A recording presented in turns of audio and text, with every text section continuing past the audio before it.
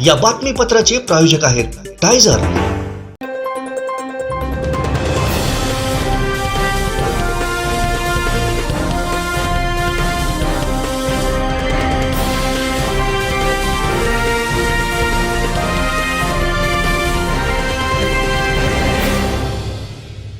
नमस्कार, आपण पाहताय कोकणचा नंबर 1 महा चॅनल कोकण साद लाईव्ह। बातमीपत्रात आपलं स्वागत। सुरुवात करूया हेडलाईन्सनं। हेडलाईन्सचे प्रायोजक आहेत टायझर, गो रॉयल विथ ऑक्सफर्ड। आंबा काजू उत्पादकांच्या समस्या खासदारांनी मांडल्या संसदेत। प्रसिद्ध शास्त्रज्ञ डॉक्टर माशेलकर सिंधुदुर्गात आणि तब्बल 17 वर्षांनी मायलेकींची भेट। हेडलाईन्सचे प्रायोजक होते टायझर, गो रॉयल विथ ऑक्सफर्ड। आता पाहूया सविस्तर बातम्या।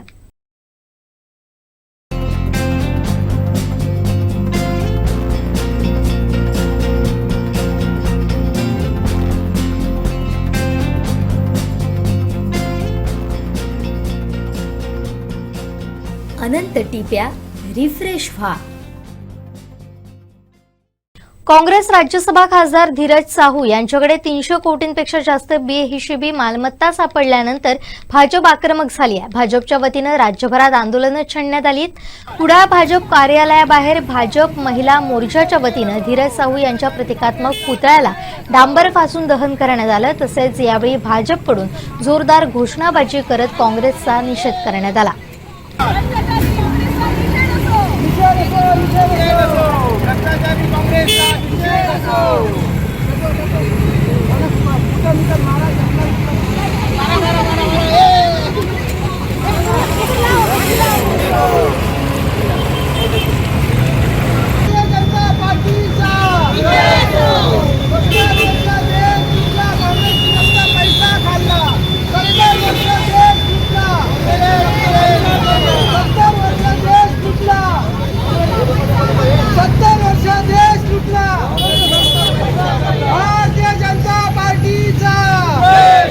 काँग्रेसचे राज्यसभेचे खासदार धीरज साहू यांनी जो दारूच्या व्यवसायातून किंवा अन्य चुकीच्या व्यवसायातून चुकीच्या मार्गाने असा पैसा कमवला आणि आता आपण सगळे पाहतच आहोत की कोट्यावधी रुपये त्याने गोळा केले। एवढे पैसे गोळा केले, 300 कोटीची रक्कम आपल्याला समजली, पण त्याहून सुद्धा अधिक रक्कम मोजणीचं काम चालू आहे। असा भ्रष्टाचारीत असलेला काँग्रेसचा हा खासदार व अशा भ्रष्टाचारी खासदाराला काँग्रेसने प्रत्येक वेळी पाठीशी घातलं। त्यांचा आतापर्यंतचा इतिहास काढला तर 70 वर्ष सत्ता करून सुद्धा अशा प्रकारचे अनेक भ्रष्टाचार त्यांनी करतच आले आहेत। त्यामुळे अशा भ्रष्टाचारी माणसाला आपण विरोध करण्यासाठी या ठिकाणी बीजेपी महिला सगळ्या पदाधिकारी एकत्र येऊन आम्ही त्याचा निषेध केलेला आहे। कारण एका ठिकाणी बीजेपी सरकार इतकं उत्कृष्ट काम करत आहे, प्रत्येक वेळी आम्ही कुठेतरी एक पाऊल पुढे जात आहोत। असं असताना भ्रष्टाचाराच्या घटना नेहमी आपल्यासमोर येत आहेत आणि 300 कोटी ही रक्कम छोटी नाही आहे, एवढी मोठी रक्कम आहे। इतकी वर्ष सत्ता करून त्यांनी हे असे भ्रष्टाचारी पाळलेले आहेत। त्यामुळे अशा काँग्रेसच्या नामर्द सरकारासाठी आम्ही विरोध करत आहोत। आमचे दिवसभरातले सर्व अपडेट्स, ताज्या घडामोडी आणि थेट लाईव्ह पाहण्यासाठी सबस्क्राइब करा, लाईक करा कोकणचं नंबर 1 महा चॅनल कोकण साद लाईव्हचं YouTube चॅनल। मालवण तालुक्यातील तोंडवळी तळाशील समुद्र किनाऱ्यावर रॉडच्या सहाय्यानं केल्या जाणाऱ्या मासेमारी स्पर्धेचं आयोजन करण्यात आलं होतं। कोकण एक्स्ट्रीम अँगलर्स या संस्थेनं या स्पर्धेचं आयोजन केलं होतं। या स्पर्धेचं उद्घाटन कोकण एक्स्ट्रीम अँगलर्सचे अध्यक्ष पराग वाडकर यांच्या हस्ते करण्यात आलं। कशी होते ही स्पर्धा याचा स्पेशल रिपोर्ट।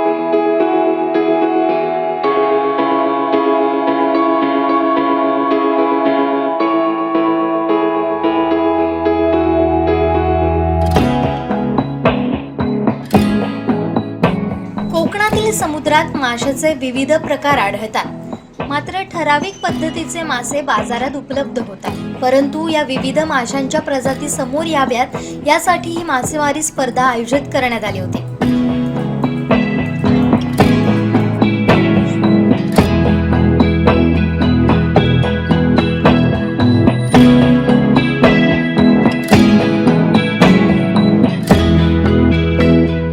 ही स्पर्धा आयोजित करतो ती 4थं वर्ष आहे आमच्या स्पर्धेचं कोकण एक्स्ट्रीम अँगलर्सचं। ही विविध जे आमचे वेगळे वेगळे अँगलर्स आहेत त्या सगळ्या अँगलर्सना फिशिंग म्हणण्यापेक्षा अँगलिंग, की ज्याच्यामध्ये मासा पकडणे आणि सुखरूप परत पाण्यात सोडणे, ज्याला अँगलिंग म्हणलं जातं, त्याच्यासाठी प्रमोशन मिळावं, त्यांना त्याचा उत्साह वाढावा म्हणून आम्ही ही स्पर्धा दरवर्षी भरवतो. हे यावर्षी 4थं वर्ष आहे आणि आम्हाला ह्या स्पर्धेसाठी जवळपास 3-3.5 लाखपेक्षा जास्त रुपयांच्या बक्षिसांचे स्पॉन्सर्स लाभलेले आहेत. जसे की आमच्याकडे ओनर आहेत, स्टॉर्म आहेत, कॅसन आहे, VMC आहे, त्याच्यानंतर हॅल्को आहे, उझो आहे किंवा आर्यावर्तसारखं बीच रिसॉर्ट आहे. त्याच्यानंतर आमचे सगळ्यात मोठे आणखीन स्पॉन्सर आहेत ते म्हणजे फिश ऑन टॅकल स्टोअर आहे, रेड मरीन कतारचं स्टोअर आहे, विनायक टॅकल्स गोवा आहे, ओपन सी फिशिंग टॅकल आहे ते मुंबईमध्ये आहे. ह्या सर्व मंडळींनी आम्हाला अतिशय भरघोस सहकार्य केलेलं आहे. या मंडळींनी जवळपास 3-3.5 लाख रुपयापेक्षा जास्त रकमेची आम्हाला स्पॉन्सरशिप दिलेली आहे, बक्षिसं दिलेली आहेत. याच्यामुळं नवीन अँगलरचा निश्चितच उत्साह वाढणार आहे, त्यांना मोठ्या प्रमाणावरती गोष्टी अवेलेबल होणार आहेत. दरवर्षी नवीन ज्या वेळेला अँगलर्स यायचे त्यावेळेला त्यांना अजून काय प्रॉडक्ट बघायला मिळतील अशी इच्छा असायची.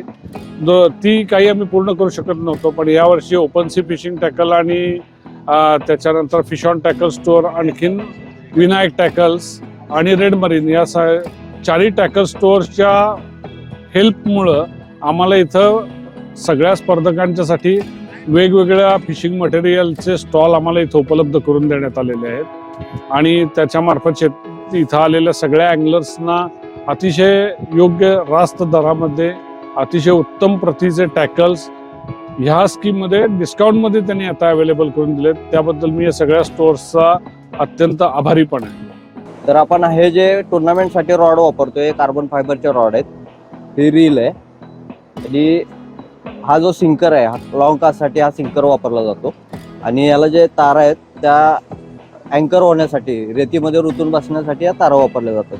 आणि हे सर्कल हुक आपण वापरतोय. हे सर्कल हुक याच्यासाठी वापरतोय आपण की माशाच्या ओटामध्येच हे हुक होतात, आतमध्ये हुक होत नाहीत, त्याच्यामुळं माशाला कोणतीही इजा होत नाही. जी इजा होते ते बाहेरच्या साईडून होते, म्हणून हे आपण स्पेशली सर्कल हुक वापरतो त्याच्यासाठी. याची किंमत 1000 रुपयापासून चालू होते. ते तुम्ही तुमची जशी कॅपॅसिटी आहे त्याच्याप्रमाणे तुम्ही घेऊ शकता. 1 लाखापर्यंत सुद्धा याचे सेटअप येतात. हे आमचं कोकण एक्स्ट्रीम अँगलर्स KXA ही आमची संस्था आहे. तर या संस्थेमार्फत आम्ही सर्फ फिशिंग कॉम्पिटिशन म्हणजे आपण रॉडच्या सहाय्याने मासेमारीची आपण एक या पद्धतीने आपण फिशिंगची एक आपण ज्यांना आवड आहे त्यासाठी आम्ही एक स्पर्धा घेतो. यासाठी आपल्या अख्ख्या भारतातनं इथे स्पर्धक आलेले आहेत.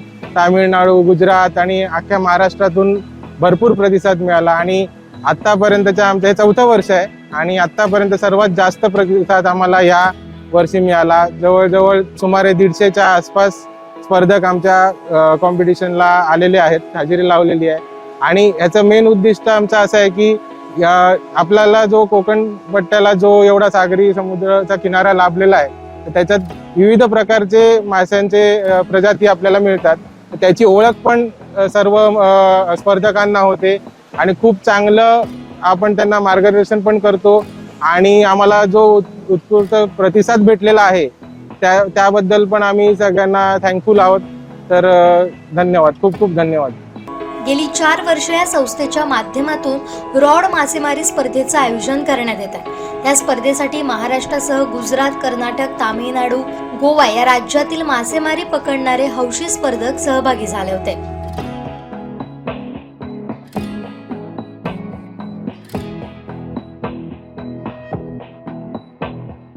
मी KXAचा संस्थापक आणि अध्यक्ष पराग वाडकर.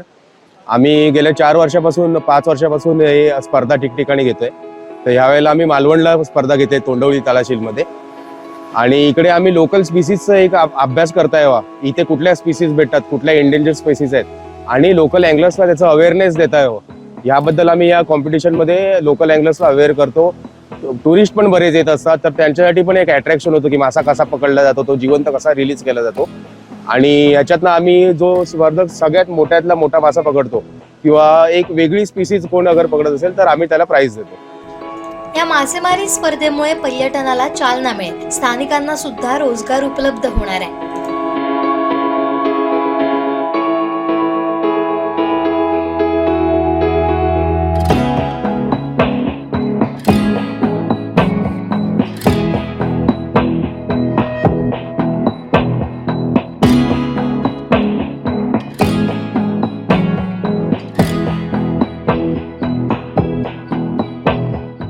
पर्यटन आहे ना ते फक्त एकांगी असू नये, ते बहुअंगी असावं. ओके, लोकांनी इथे फक्त ना रिलॅक्स अँड चिल करण्यासाठी येऊ नये, तर एक ऍडव्हेंचर स्पोर्ट्स म्हणून पण जर आपण मालवण आणि आपला सिंधुदुर्ग जिल्हा जर डेव्हलप केला ना, तर आपण ना वेगवेगळ्या प्रकारची लोक अट्रॅक्ट करू शकू. आपण असंच नाही की आपण फक्त लोकल टुरिस्टच मुंबई पुण्याचीच लोक इकडे येतील, पण पूर्ण भारतभरातून आणि काहीतरी मला असं वाटतं जगातली लोक तोंडोली तळेशीलच्या किनाऱ्यावरती किंवा आपल्या सिंधुदुर्ग जिल्ह्याच्या किनाऱ्यावरती येतील. आणि अशा प्रकारचे हे जे अँगलिंग स्पोर्ट आहेत किंवा जे ऍडव्हेंचर स्पोर्ट्स आहेत की ज्याच्यामध्ये फिशिंग इन्व्हॉल्व आहे, लोकांना आता किनाऱ्यावरची फिशिंग आहे तशी त्यांना डीप समुद्रामध्ये जाऊन पण अशी जी ऍडव्हेंचर्स फिशिंग आहे ना ते करायची ना प्रचंड आवड आहे. आणि जर तुम्ही बघितलं तर युट्यूबवरती पण ना अशी वेगवेगळी चॅनेल्स आहेत जी मध्ये युरोपमध्ये US मध्ये ना याची डीप सी मध्ये जाऊन किंवा अँगलिंग मध्ये जाऊन ना मोठमोठे ताजे मासे पकडतात आणि त्यांचे पण ना खूप मोठे फॉलोअर्स आहेत.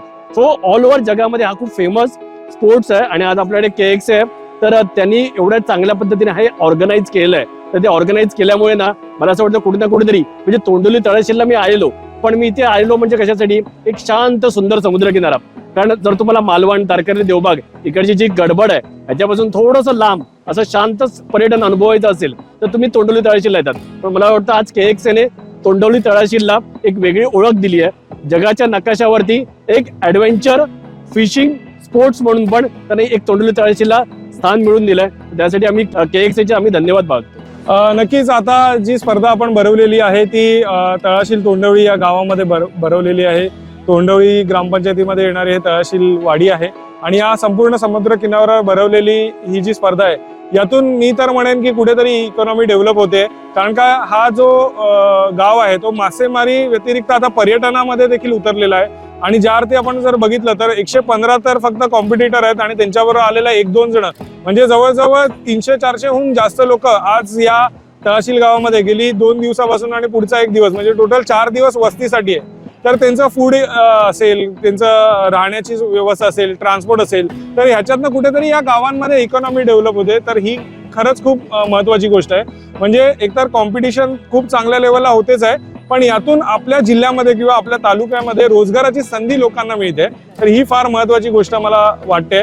आणि इतर वेळेला जे आपण मासे बघतो जे जाळ्याने पकडलेले मासे असतात, पण या कॉम्पिटिशन मध्ये आपल्याला वेगळ्या प्रकारचे स्पीशीज किंवा वेगळ्या प्रकारच्या प्रजातीचे मासे नक्कीच बघायला मिळतात. एकदम मस्त सर, एकदम मस्त फिशिंग कॉम्पिटिशन हे ठेवलेलं आहे KX वाल्याने. मी आला होता रत्नागिरीवरनं फिशिंग करण्यासाठी फक्त, तो लई मजा आला सर. एकदम खूपच यांचं ऑर्गनायझेशन वगैरे मस्त आहे, सगळं खूपच भारी वाटला.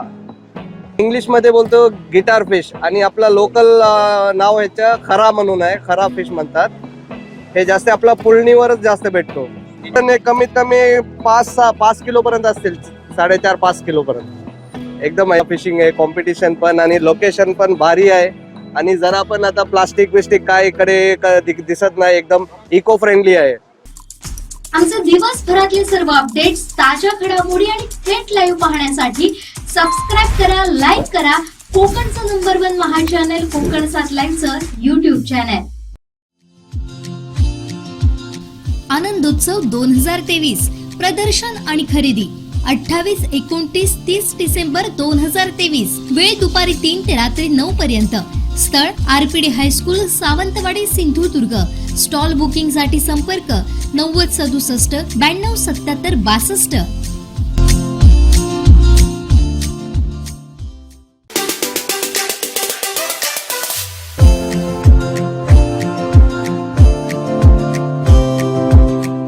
सावंतवाडी तालुका सहकारी खरेदी विक्री संघात शेतकऱ्यांकडून भात खरेदी करण्यास प्रारंभ करण्यात आला. युवा रक्तदाता संघटनेचे अध्यक्ष देव्या सूर्याजी यांच्या हस्ते याचा शुभारंभ करण्यात आला.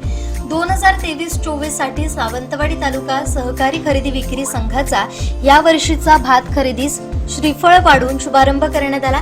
युवा रक्तदाता संघटनेचे अध्यक्ष देव्या सूर्याजी यांच्या हस्ते शुभारंभ करण्यात आला. दरवर्षीप्रमाणे यंदाही मोठ्या प्रमाणात शेतकरी वर्गाकडून भात खरेदी करण्यात येणार आहे. यावेळी सागर गावकर, रामचंद्र चव्हाण, बंड्या पवार, नाना पवार, एलेक्टन रॉड्रिक्स, पंकज मडिये आणि ग्रामीण भागातील शेतकरी उपस्थित होते. आमचे दिवसभरातले सर्व अपडेट्स, ताज्या घडामोडी आणि थेट लाईव्ह पाहण्यासाठी सबस्क्राईब करा, लाईक करा कोकणचं नंबर 1 महा चॅनल कोकण 7 लाईव्हचं YouTube चॅनल. राष्ट्रवादीचे राष्ट्रीय अध्यक्ष शरद पवार यांच्या वाढदिवसाच्या निमित्तानं अर्चना फाउंडेशनच्या वतीनं विविध सामाजिक उपक्रम राबवण्यात येत आहेत. अर्चना घारे परब यांच्या संकल्पनेतून हे उपक्रम राबवण्यात येत आहेत. राष्ट्रवादी काँग्रेस पार्टीचे राष्ट्रीय अध्यक्ष शरद पवार यांच्या वाढदिवसाच्या निमित्तानं अर्चना फाउंडेशनच्या वतीनं अटल विश्वकर्मा सन्मान योजनेसह विविध 28 योजनांच्या अंतर्गत नागरिकांसाठी विशेष नोंदणी अभियान राबवण्यात आलं होतं. या अभियानास प्रचंड प्रतिसाद मिळून अनेक नागरिकांनी नाव नोंदणी केली. यातील पात्र लाभार्थ्यांना लाभाचं वाटप करण्यात आलं. दाबोली इथं पात्र शेतकरी आणि कामगारांना राष्ट्रवादीच्या कोकण विभाग महिला अध्यक्षा अर्चना घारे परब यांच्या हस्ते या किटचं वाटप करण्यात आलं. यावेळी आपले आशीर्वाद माझ्यासाठी लाख मोलाचे असून माझ्या हातून हे सेवा कार्य अखंड घडावं हीच मनोकामना अशी भावना अर्चना घारेंनी व्यक्त केली आहे. यावेळी राष्ट्रवादी काँग्रेसचे वेंगुर्ला तालुकाध्यक्ष योगेश कुबन, डॉक्टर सेल जिल्हाध्यक्ष संजीव लिंगवत, वेंगुर्ला शहराध्यक्ष सत्यवान साटेलकर, कृषी सेल तालुकाध्यक्ष बाबा टेमकर, बबन पडवळ, कुणाल पिडिये, विश्राम कोचरेकर आदी मान्यवर उपस्थित होते.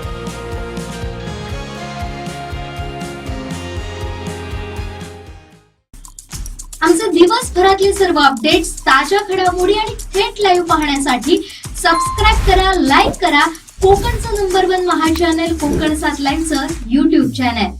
आ आ आई येस ब ब बदक क क कणीदार ख ख खमंग ग ग गोकुळ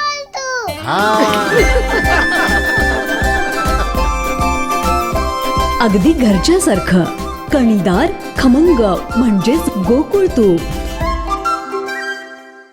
पंढूर येथील सविता आश्रमात मध्य प्रदेशातील एक आजी तब्बल 17 वर्ष राहिली. 17 वर्षानंतर तिची तिच्या कुटुंबियांशी भेट होते. तब्बल 17 वर्षानंतर आपल्या आईची होणारी भेट आणि तो क्षण काय सांगतो यामधील दुवा कोण आहे पाहूया.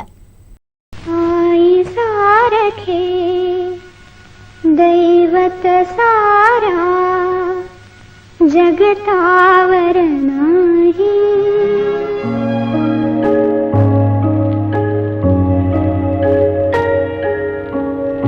ही जी आजी बसली आहे ती 17 वर्षांनंतर मुलीची आज भेटली. 17 वर्षांनंतर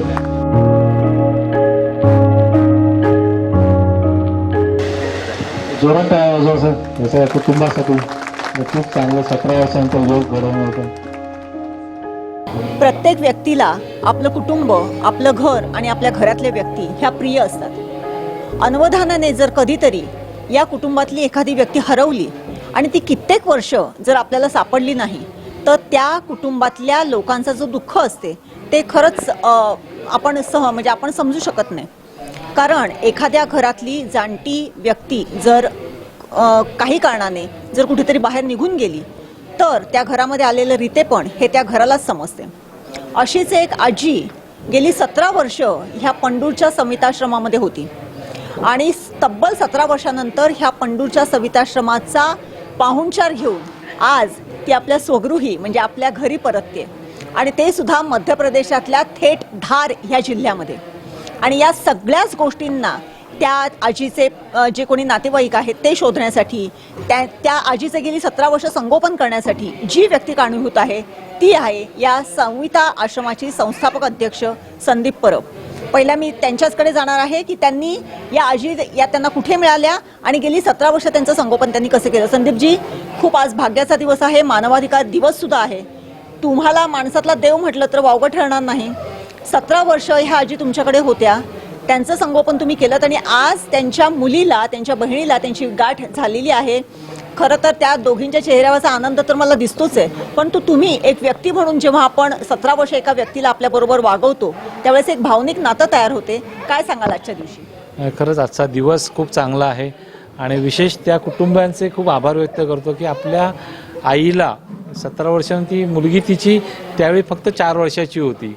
त्यानंतर तिचे वडील वारले, लग्न झालं, ह्या सगळ्या परिस्थितीत आपली आई नाही आहे आणि आई आज मिळाली आहे आणि ती कोसोदूर म्हणजे मध्य प्रदेश कुठे आणि महाराष्ट्र कुठे, सिंधुदुर्ग कुठे, त्या गोवा बॉर्डरच्या या सविता आश्रमात आल्या, आज घेऊन जात आहेत. खूप भरून आलं आहे. ती पण खूप रडत होती. त्याच्या बहिणी आल्या आहेत, जावई आल्या आहेत सगळेजण आज एक आमच्या दृष्टीने तो भाग्याचा दिवस आहे. आम्ही ही आजीच नाही तर आत्तापर्यंत आम्ही 432 लोकांना त्यांच्या घरी नेऊन सोडलेलं आहे. UP, बिहार, नेपाळ, बांगलादेश, गोवा, देशातल्या विविध भागातून लोक आमच्या या जिल्ह्यामध्ये येतात आणि त्यांचं आम्ही सांभाळ करतो आणि त्याचे ॲड्रेस शोधतो. विशेषतः आमचे किसनभाऊ चौरे जे आमचे ट्रस्टी आहेत ते हे सगळं खूप अभ्यासपूर्ण काम करतात आणि त्यांच्या घरी सोडण्यात आम्हाला यश आलेलं आहे. बरोबर. एक कुटुंब, एक आजी किंवा एका आईचं पुन्हा मिलन तुम्ही तिच्या मुलीशी करून दिलेलं आहे. आई आणि मुलीतलं नातं काय असते हे जगजारी आहे, ते सांगण्याची काही गरजच नाही आहे. आज एक खूप चांगला दिवस आहे, भाग्याचा दिवस आहे. कसं वाटतं आजच्या दिवशी एका मुलीला तिची आई तुम्ही मिळवून दिलेली आहे? खूप चांगलं आनंद वाटतो आम्हाला की आईची आणि मुलीची आज भेट घडते आहे. 4 वर्ष कुठे नाही, आज ती जवळजवळ एक 30 वर्षाची असेल, 28-30 वर्षाची असेल, जी आज आपल्या आईला परत घेऊन जात आहे. आणि आई असणं हे सगळ्यात म्हणजे परमेश्वरापेक्षा आई मोठी आहे. आई वडील मोठे असतात म्हणून आम्ही सांभाळ करतो की ज्यांना आई आहे ते सुदैवी आहे या जगामध्ये. पण त्या मुलीची आई ती घेऊन जाते, पण तुम्हाला जी आई म्हणून गेली 17 वर्ष लाभली ती तुमच्यापासून दूर जाते. काय भावना आहेत तुमच्या? खूप वाईट वाटतं की अशा कुठेतरी नातेसंबंध निर्माण झालेलं असतं, भावनिक नातेसंबंध निर्माण झालं असतं. परंतु ती आई आहे शेवटी कोणाची तरी, आणि आमचं हेच उद्दिष्ट आहे की आईने आपल्या मुलांसोबत राहायचं आणि मुलांनी आईसोबत राहायचं आयुष्याच्या अखेरपर्यंत. आणि तो हा एक भाग आहे. जर आम्ही किती जरी म्हटलं, आम्हाला वाटलं तरी आज शेवटी कुटुंब न्यायला येतं तो मोठा आनंद असतो. आजच्या बदलत्या समाज परिस्थितीमध्ये की अशी कुटुंब आहे की एवढ्या कोसो दूर येऊन आपल्या आईला घेऊन जातात, तो आनंद मोठा आहे. बरोबर. नक्कीच आपल्याबरोबर आहे मुन्नीबाईंच्या ची मुलगी की जी मुन्नीबाई जेव्हा घरातून बाहेर गेल्या, निघून गेल्या, त्यावेळेस त्या फक्त 4 वर्षांच्या होत्या. आज त्यांचं लग्न झालं आणि त्यांना एक मूल आहे. आपण त्यांनाच विचारूया, आज इतक्या वर्षानंतर मैं आपको पूछना चाहती हूँ कि इतने बरस के बाद, यानी 17 बरस के बाद आपकी माँ आपसे मिली है. जब वो चली गई थी तो वो 4 बरस की थी, आप 4 बरस की थी. अभी आपको 1 बरस का बच्चा है. आप कैसे महसूस कर रहे हो आज के दिन में? बहुत अच्छा, बहुत खुशी हो रही है मेरे को कि मेरी मम्मी मिल गई है. ऐसे अकेले ही रहते थे हम, कोई भी नहीं पूछता था हमको. भले ही से वो बैठे ही रहेंगे घर में तो हमको अच्छा लगेगा बस. लेकिन आपको जब पता चला कि आपकी माँ यहाँ पे है तो आपके पहले ये क्या थे? हाँ, बहुत एकदम उनकी फ़ोटो देख के एकदम रोना ही आ गया कि वो क्या थे और क्या उनकी हालत देख के बहुत बुरा लग रहा है कि पहले हमने उनको बहुत ढूंढा था पर वो मिले ही नहीं. बहुत दिनों बाद मिला, बहुत अच्छा लगा. लेकिन इतने बरस, अभी 17 बरस वो आपको नहीं मिली, तो आपने क्या सोचा था कि वो है नहीं है? हमने यही सोचा था कि अब नहीं है, वो तो नहीं मिल रहे. नहीं तो किसी को तो दिखते, कहीं तो होता यूँ, मतलब किसी को दिखे भी नहीं. काफ़ी समय हो गया. बरोबर. त्याचबरोबर मुन्नीबाईंची बहीण सुद्धा आपल्या बरोबर आहे. त्यांना पण विचारूया, आपकी बहन आपको इतने बरस के बाद मिल रही है, आपको कैसे लग रहा है? एक बहन जब बहन को छोड़ के जाती है तो का जो दर्द होता है वो जिसको होता है वो ही समझ सकता है. क्या आपको लगता है? मैडम, जैसे ही हमको कॉल आया तो हम मतलब बड़ी खुशी हुई हमको कि जैसे उन्होंने नाम बताया कि इनके बच्चों के नाम ये हैं, तो हमको बहुत खुशी हुई. हमने सोचा कि उनसे कांटेक्ट करके फिर इनकी फ़ोटो हमने सेंड करवाई. फिर हमको पूरा कंफर्म हो गया कि ये वही है और हमको किसी भी हालत में इनको लाना है. जैसे शुक्रवार को पता चला, हम कल सुबह से निकले और आज सुबह 9:30 बजे यहाँ. कितने घंटे का ट्रैवल करके आप यहाँ पे आए हो? घंटे तो मैडम 12, पूरा 1 दिन और 1 रात हो गई. अच्छा, मतलब 24 घंटे हो गए. अच्छा. अभी जैसे कि आजकल के ज़िंदगी में हम लोग देखते हैं कि अगर कोई ऐसे बूढ़े हो तो अगर है ना वहाँ पे जाने दो, क्या ज़रूरत है अभी उनसे मिलने की, या फिर क्या ज़रूरत है उनको लेके आने की? ऐसी भी विचारधारा अभी समाज में चल रही है. लेकिन आपकी बहन इतने दिनों के बाद मिली, उनकी वो तो बूढ़ी तो हो गई है, वो स्वास्थ्य से भी थोड़ी कमज़ोर है. कैसे लगता है? हम सोच रहे हैं मैडम, इतने समय बाद मिली है, हम हमारी तरफ से जो भी ट्रीटमेंट है करवाएंगे. हो सकता है उनकी किस्मत की वो अच्छे हो जाए. बहुत समय बाद इन्होंने अपने बच्चों को याद करा है. इतने साल के बाद मतलब बच्चों को याद करा, नाम भी सही बताए, तो हमको बड़ी खुशी हुई कि उनका ट्रीटमेंट हुआ होगा या उनकी याददाश्त आ गई, क्योंकि घर से निकले थे ना, जब भी इनकी मानसिक स्थिति सही नहीं थी. अच्छा. मुन्नी भाई, आपकी लड़की को पहचानते हो आप? क्या नाम है उनका? शकुंतला। शकुंतला नाम है, बहन का नाम शकुंतला है, और लड़की का नाम क्या है? मनीषा। मनीषा नाम है। कैसे लग रहा है आज लड़की आई 4 वर्ष की थी छोटी जब आप उसको छोड़ के आए थे? घर जाने को लिए जाने दो। आपको अभी जाना है घर पे? हाँ, घर और पे अभी जाने आपका पोता भी है, आपका उनको पोता है। तब ऐसे गाड़ी में बैठ के इनको छोड़ दो, नहीं तो हम पाँव चल जाएंगे। इनको गाड़ी में छोड़ दो और हम पाँव जाके। पापा नहीं, आपको भी गाड़ी में लेके जाने के लिए आए हुए, वो आपको भी गाड़ी से लेके जाने के लिए आए हैं, तो उनको साथ लेके जाएंगे। अच्छा, साथ लेके जाओगे। आपण बघितलं की 17 वर्षानंतर एक मानसिकदृष्ट्या वीक झालेली महिला मध्य प्रदेशातून महाराष्ट्रात येते, महाराष्ट्रातून सिंधुदुर्गात येते, सिंधुदुर्गातल्या पंढूर सारख्या एका गावात समिता आश्रमात येते आणि आता तिची इच्छा हीच आहे की आपल्या कुटुंबासमवेत आपल्या घरी मध्य प्रदेशातल्या धार जिल्ह्यामध्ये परत जावं आणि निश्चितच हा तिच्यासाठी खूप आनंदाचा क्षण आहे.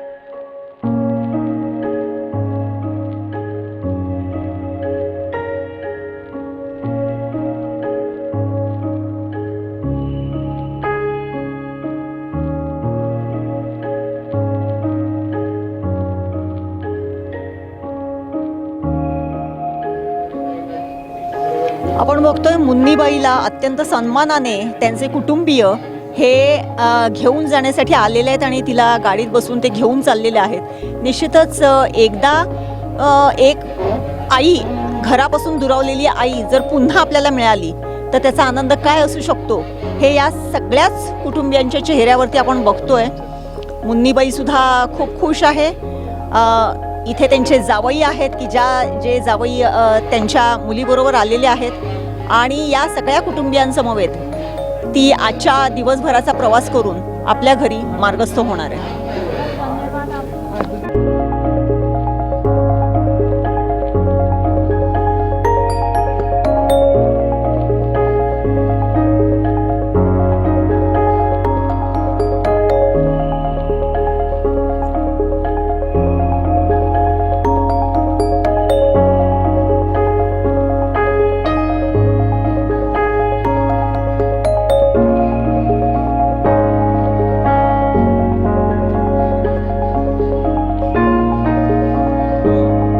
आज तिची मुलगी, तिच्या बहिणी, तिचा जावई आणि तिचा नातू हे सगळेजण तिला भेटलेले आहेत आणि हा आनंदाचा क्षण तिच्यासाठी तिच्या आयुष्यातला निश्चितच आहे. आणि याच्यासाठी सगळ्यात महत्त्वाचं काम केलेलं आहे ते संदीप परब यांनी. संदीप परबांसारखी माणसं जर या समाजात असतील तर निश्चितच या समाजामध्ये अशी भटकत असलेल्या माणसांची जी काही व्यथा आहे ती कुठेतरी थोडीशी शांत होईल अशी आपण अपेक्षा करूया. कॅमेरामन साहिल बागवेसह देवयानी वरसकर, पंढूर. आमचे दिवसभरातले सर्व अपडेट्स, ताज्या घडामोडी आणि थेट लाईव्ह पाहण्यासाठी सबस्क्राईब करा, लाईक करा कोकणचं नंबर 1 महा चॅनल कोकण 7 लाईव्हचं YouTube channel. Satilkar builders and डेव्हलपर्सची धमाका ऑफर. आता बंगलो खरेदी करा, तोही फ्लॅटच्या दरात. कणकवली शहरालगत अवघ्या काही मिनिटांच्या अंतरावर उमरट इथं फ्लॅटच्या दरात तयार बंगलो, रस्ता पार्किंगची सुविधा, कंपाऊंड, 24 तास पाणी, समोर गार्डन, निसर्गरम्य वातावरण. आपल्या घरापासून शाळा, दवाखाना, मुंबई गोवा महामार्ग, बाजारपेठ अगदी हाकेच्या अंतरावर. आपलं हक्काचं घर आजच खरेदी करा. अधिक माहितीसाठी संपर्क साटिलकर बिल्डर्स अँड डेव्हलपर्स 9420 73 94 18 आणि 8605 74 10 30. अवकाळी पावसामुळे नुकसान झालेल्या कोकणातील आंबा काजू बागायतदारांना लवकरात लवकर नुकसान भरपाई मिळावी अशी मागणी खासदार विनायक राऊत यांनी संसदेत केली आहे. माझ्या रत्नागिरी आणि सिंधुदुर्ग या महाराष्ट्रातील कोकण प्रांतातील आंबा उत्पादक, काजू उत्पादक या शेतकऱ्यांचा एक गंभीर प्रश्न मी या सभागृहामध्ये मांडत असतानाच आपल्या माध्यमातून केंद्रीय मंत्री महोदयांचं लक्ष या बागायतदार शेतकऱ्यांच्या ज्वलंत प्रश्नाकडे वेधू इच्छितो. सभापती महोदय, मागची काही वर्ष ही कोकणामध्ये सातत्याने नैसर्गिक आपत्तीने ग्रस्त झालेली अशी वर्ष आहेत. गेल्या वर्षी नैसर्गिक आपत्ती आली, ह्या वर्षी नैसर्गिक आपत्ती आली. अवकाळी येणारा पाऊस, बदलणारं हवामान, या नैसर्गिक आपत्तीमुळे जगप्रसिद्ध असलेला रत्नागिरी, देवगड या भागातला आंबा आणि त्याच भागातले पूर्ण कोकण प्रांतातला काजू, ह्या दोन्ही फळांवर विपरीत परिणाम होतो सभापती महोदय. आणि वर्षभराची कमाई ज्या फळांवर आंबा आणि काजूवर अवलंबून असतं, हेच उत्पादन जर त्या वर्षभरामध्ये आलं नाही तर तिथला बागायतदार वर्षभर राबतो, लाखो रुपये खर्च करतो, विमा काढतो, त्या सर्वांवर त्याचं पाणी पडतं आणि शेतकऱ्यांना कर्जबाजारी व्हावं लागतं, बागायतदारांना कर्जबाजारी व्हावं लागतं. सभापती महोदय, आज रत्नागिरी जिल्ह्यातील हे आंबा उत्पादक हे आपल्या मागणीसाठी उपोषणाला बसलेले आहेत. मागच्या काही वर्षापासून केंद्र सरकारकडे, राज्य सरकारकडे त्यांच्या न्याय मागणीसाठी आणि त्यांना आर्थिक सहाय्यता मिळण्यासाठी सातत्याने निवेदनं देतात. पण दुर्दैवाने त्या आंबा उत्पादक शेतकऱ्यांना, आंबा उत्पादक बागायतदारांना, काजू उत्पादकांना सुद्धा कोणत्या परिस्थितीत, कोणत्या पद्धतीचं नैसर्गिक आपत्ती येऊन सुद्धा नुकसान भरपाई मिळू शकली नाही. सभापती महोदय, आज असं आहे की सभापती महोदय, गेल्या वर्षी सुद्धा आंब्याचं उत्पादन अवघं 15% झालं आणि हे 15% झालेलं जे उत्पादन जे आहे ना, हे दापोली कृषी विद्यालयाच्या अहवालानुसार सिद्ध झालेलं आहे. काजूसाठी आणि त्यांना आर्थिक सहाय्यता मिळण्यासाठी सातत्याने निवेदनं देतात. पण दुर्दैवाने त्या आंबा उत्पादक शेतकऱ्यांना, आंबा उत्पादक बागायतदारांना, काजू उत्पादकांना सुद्धा कोणत्या परिस्थितीत, कोणत्या पद्धतीचं नैसर्गिक आपत्ती येऊन सुद्धा नुकसान भरपाई मिळू शकली नाही. सभापती महोदय, आज असं आहे की सभापती महोदय, गेल्या वर्षी सुद्धा आंब्याचं उत्पादन अवघं 15% झालं आणि हे 15% झालेलं जे उत्पादन जे आहे ना, हे दापोली कृषी विद्यालयाच्या अहवालानुसार सिद्ध झालेलं आहे. काजूचं उत्पादन सुद्धा तसंच आहे. सभापती महोदय, या वर्षी सुद्धा मोहोर आला, परंतु हवामानामध्ये बदल झाला, मध्ये पुन्हा पाऊस आला आणि पूर्ण मोहोर गळून गेला, सुकून गेला.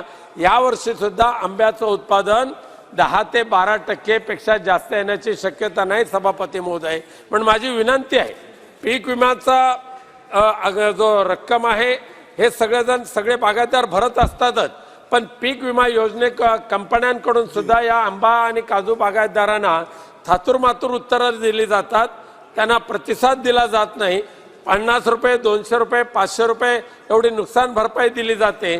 आणि त्याचबरोबर सरकारने जे जाहीर केलं होतं, केंद्र आणि राज्य सरकारच्या माध्यमातून, जर त्या वर्षामध्ये तेवढं उत्पादन झालं नाही तर सुमारे 15,000 रुपये पर कलम, एका प्रत्येक कलमामागे 15,000 रुपयाचं अनुदान दिलं जावं, अशा पद्धतीची मागणी तिथले आंबा उत्पादक करतायत. महाराष्ट्राच्या मंत्री महोदयांनी ते मान्य केलं होतं, पण दुर्दैवाने अद्यापही त्यांच्या पदरामध्ये काही पडलं नाही. सभापती महोदय, शेवटचा मुद्दा असा आहे की आपल्या माध्यमातून, सभापती महोदय, शेवटचा मुद्दा आपल्या माध्यमातून मी केंद्रीय मंत्री महोदयांना विनंती करू इच्छितो की जगप्रसिद्ध असलेला कोकणातला रत्नागिरी आणि देवगडचा आंबा बागायतदार आणि आंबा आपल्याला खायचा असेल, चव घ्यायची असेल, त्या आंबा बागायतदारांना वाचवायचं असेल तर कलमी 15,000 रुपयाचं अनुदान तातडीने देण्याचे आदेश केंद्र सरकारने द्यावेत. धन्यवाद. सभापती महोदय, आमचे दिवसभरातले सर्व अपडेट्स, ताज्या घडामोडी आणि थेट लाईव्ह पाहण्यासाठी सबस्क्राईब करा, लाईक करा कोकणचं नंबर 1 महा चॅनल कोकण 7 लाईव्हचं युट्यूब चॅनल. गड नदीवरील कोल्हापूर टाईप बंधाऱ्यामध्ये प्लेट घालून पाणी अडवण्यात येतं, पण हे प्लेट घालताना पाणी लिकेज होण्याचं प्रमाण मोठं आहे.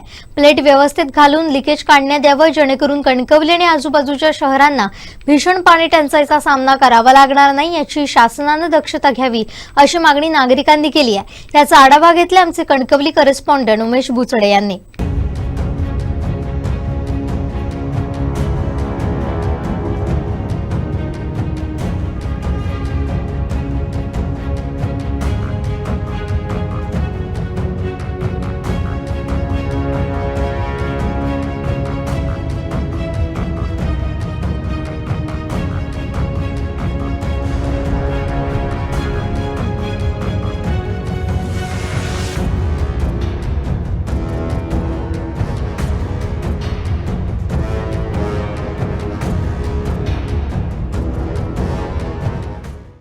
कणकवली शहरवासियांना आणि कणकवलीच्या आजूबाजूतील गावांना पाणी टंचाई भासू नये यासाठी यंदाच्या वर्षी या गड नदी पात्रावर जे केटी बंधारे बांधण्यात आले, 11 टोटल केटी बंधारे आहेत आणि नरडवेपासून ते आता ह्या कणकवलीच्या खाली आशियेपर्यंत पुढे आहेत आणि त्या बंधाऱ्यातून पाणी अडवण्याची मागणी जशी तशी नागरिकांकडून तशी होत आहे, तसं हे बंधारे अडवण्यात येत आहेत. लघु पाटबंधाऱ्याच्या वतीने हे प्लेटी टाकण्यात आले, पण आतापर्यंत हे 4 ते 5 बंधाऱ्यांमध्ये प्लेटी टाकण्यात आलेले आहेत, पण काही प्रमाणात हे बंधारे जे आहेत प्लेटी टाकण्यात ते लिकेज आहेत आणि अशा पद्धतीचं लिकेज असल्यामुळे हे बंधाऱ्यातून पाणी वाहून जातं आणि एक 2-4 महिन्यांनी जर समजा असंच पाणी वाहत राहिलं तर पुढे हे पाणी वाहून जाऊन पाणी टंचाई भासू शकते, शक्यता आहे.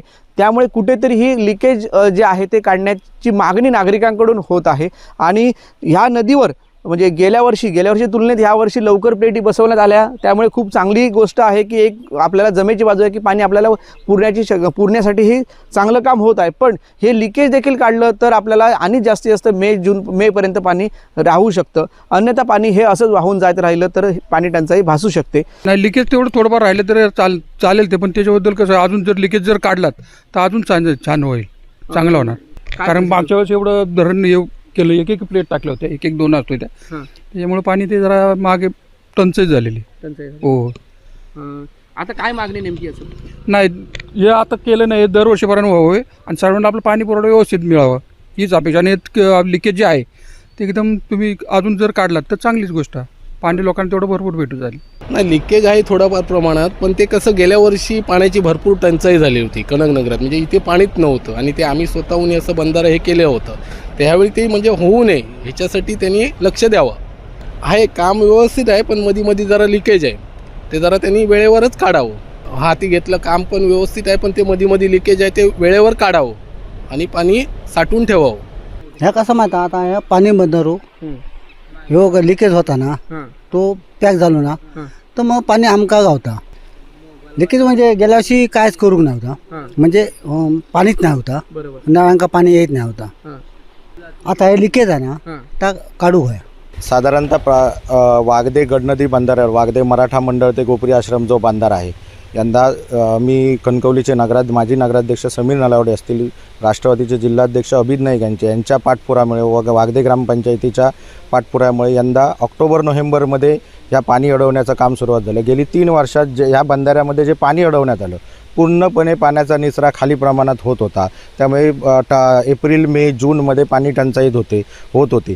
यंदा मी प्रशासनाचे अगोदर आभार मानेन की ऑक्टोबर-नोव्हेंबरमध्ये हे पाणी अडवण्यात आलं. पाणी अडवतेवेळी आम्ही इथे पाहणी केली असता इथे प्रशासनाचा अधिकारी कोणी उपस्थित नव्हता. आम्ही त्यांचं ते काम थांबवलं. आम्ही तात्काळ त्यांना असे आदेश दिलेत की तुम्ही पाणी ताबडतोब बंद करून हे पाणी थांबवण्याचं बंद करून तुम्ही ते प्लेटी घालणार. त्यावेळी प्रशासनाचे अधिकारी उपस्थित झाले. आज 100% पाणी साठा इथे झालेला आहे. काय झालं? लिकेज झालं? बंधारा गेली 3 वर्ष लिकेज होता. त्यांची रबल जो वापरायचा असतो तो गेले 3 वर्षात वापरत नव्हते. त्याच्यानंतर प्लेटच्या खाली जे कॉन्क्रीट असतं तेही प्लेटच्या खाली कॉन्क्रीट वापरण्यात येत नव्हतं, त्यामुळे बंधारा लिकेज होतात आणि एप्रिल-मे महिन्यात टंचाईत होती. त्यामुळे यंदा जे पाणी अडवण्यात आले ते पाणी ओव्हरफ्लो होऊन वाहत आहे, आपण बघू शकता.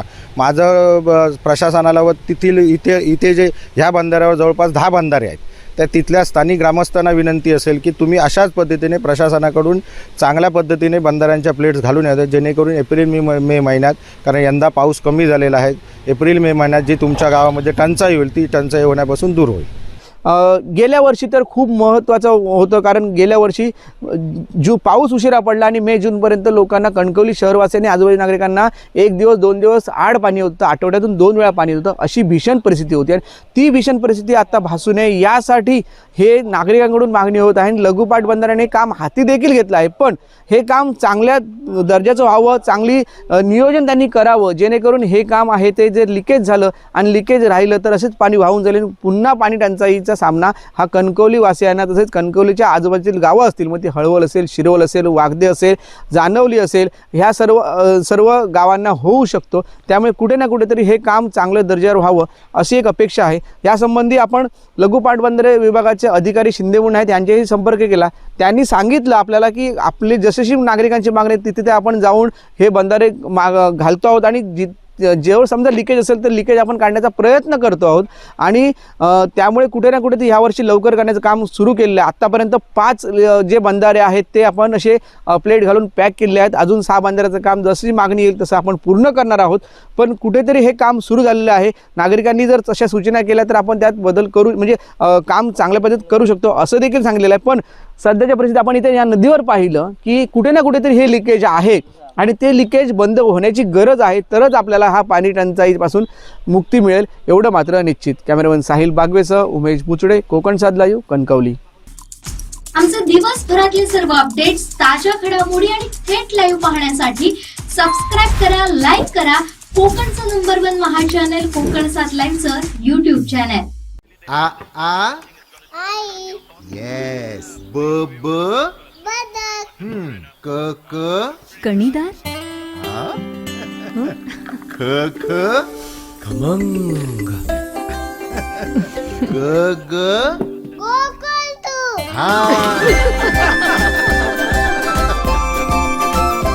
अगदी घरच्यासारखं कणीदार खमंग म्हणजेच गोकुळ तूप.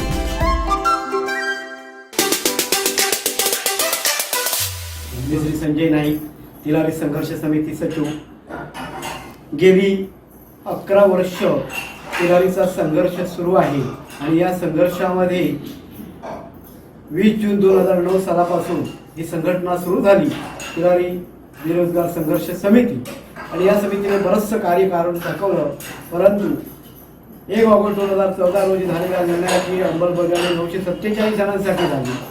त्याच्यामध्ये काही क्वचित लोक ही त्यापासून यादीमध्ये नावं समाविष्ट राहिलेली होती आणि त्याच्यात पुन्हा मला एकदा संघर्ष करावा लागला आणि 2017 ते 2023 पर्यंत संघर्ष पुन्हा एकदा सुरू केला आणि या 13 लोकांची नावं त्या यादीमध्ये समाविष्ट करून जलसंपदा खात्याने, जिल्हाधिकारी कार्यालयाने संपूर्ण पडताळणी करून महाराष्ट्र शासनाला पाठवलं. महाराष्ट्र शासनाने गोवा राज्याची योग्य दखल घेऊन त्या संदर्भात शासन निर्णय ही 30/11/2023 जाहीर झाला आणि आता तरी लोकांच्या खात्यामध्ये 10 तारीखपर्यंत आम्ही पैसे जमा करू अशा प्रकारची ग्वाही देणारे कार्यकारी अभियंता आणि जिल्हा पुनर्संधिकारी यांचं अद्यापपर्यंत काही पाऊल पुढे सरकवलं नाही.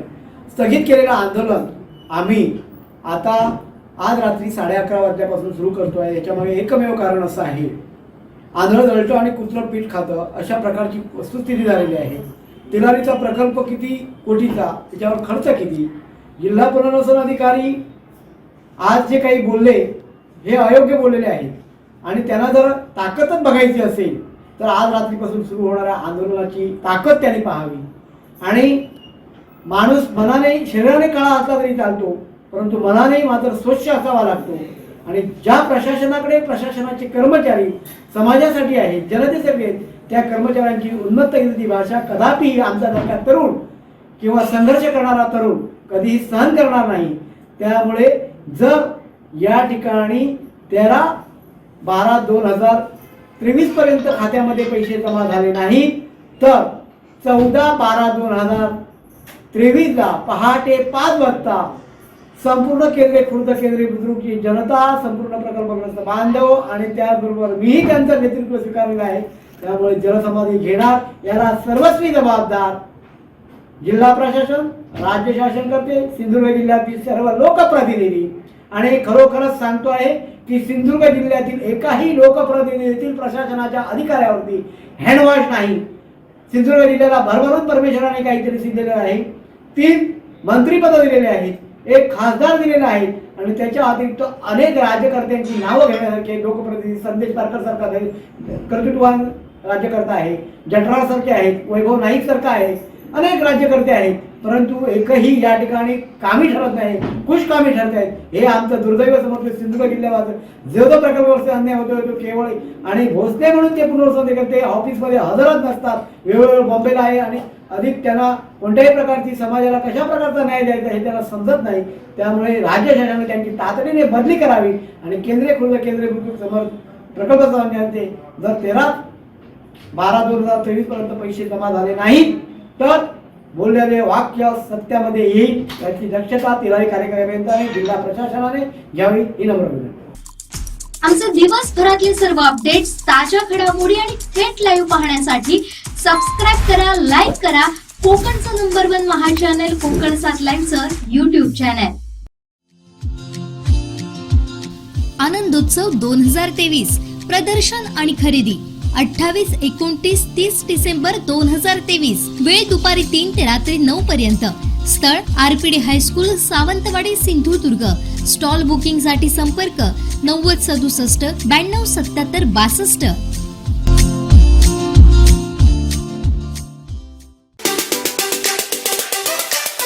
आपल्याकडे 20 डिसेंबर बुधवारी म्हणजे डॉक्टर मार्शलकर, रघुनाथ मार्शलकर आपल्या कॅम्पसमध्ये येणार आहेत. येण्याचं मुख्य हे आहे की संशोधनात्मक व्यवसाय विविधिक संशोधन यासाठी आपण त्यांना इथे गेले. ह्या कार्यक्रमामध्ये आपल्या इंजिनिअरिंगची मुलं, शाळेची मुलं, फार्मसीची मुलं आणि सिंधुदुर्ग जिल्ह्यातली बरीचशी शाळामधली मुलं ही इथे त्यांच्याबरोबर हितगुज करतील किंवा त्यांच्याबरोबर आपले जे काय सायन्सविषयी डेव्हलपमेंट असतील ती शेअर करावी ह्या दृष्टीने आपण त्यांना आवाहन केलेलं आहे.